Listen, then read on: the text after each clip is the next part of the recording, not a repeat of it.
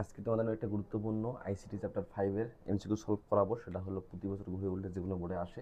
দেখো এখানে একটা কি দেওয়া আছে, এখানে একটা দেওয়া আছে আমাদের ফরের লুপে কি দেওয়া আছে, প্রথম পদ দেওয়া আছে, এটা শর্ত দেওয়া আছে, এটা কি দেওয়া আছে আমাদের, কত করে বৃদ্ধি হবে, 2 করে বৃদ্ধি হবে, তাই না? তাহলে আমরা প্রথম পদটাকে লিখবো 3, তারপর কত লিখবো, 2 করে যদি বৃদ্ধি পাবে 5, 7, 9, 11, 13, আর একটা কত হবে, 15।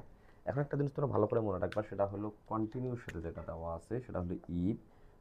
দেওয়া যাবে একটা কত, 7 দেওয়া আছে, 7কে বাদ দিতে হবে, এবং কত হলো একটা 12 দেওয়া আছে, 12-র উপরে মানে 12-র বেশি যেটা আছে এগুলো বাদ দিতে হবে। তাহলে 12-র বেশি কি, 13 এবং 15। আবারও বলতেছি শোনো, সেটা হলো কি, কন্টিনিউয়ের সাথে যেটা দেওয়া থাকবে এটাকে বাদ দিতে হবে। তোমাদের কি দেওয়া আছে, একটা 7 আর 12 থেকে বড় হবে, 7 বাদ দিলাম, 12 থেকে বড় 13, 15 বাদ দিলাম। তো এখন দেখো তো কী বলছে, প্রোগ্রামটি রান করলে আইসিটি লেখাটি কতবার প্রদর্শিত হবে। তাহলে দেখো তো কতবার হবে, এখন 3, 5, 9, 11, তাহলে 4বার। তাহলে এটা হবে আমাদের অ্যান্সার।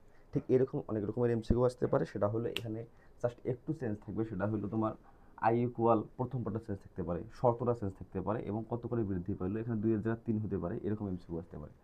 আর কন্টিনিউয়ের সাথে তোমার হলো এই যে 7টা বা কত হলো 12 থেকে বড়, বা এমনও আসতে পারে 12 থেকে ছোটো, এই মানগুলোকে আমাদের কী করতে পারে, পরীক্ষা আসতে পারে, এগুলো চেঞ্জ করে আসতে পারে। ধন্যবাদ সবাই।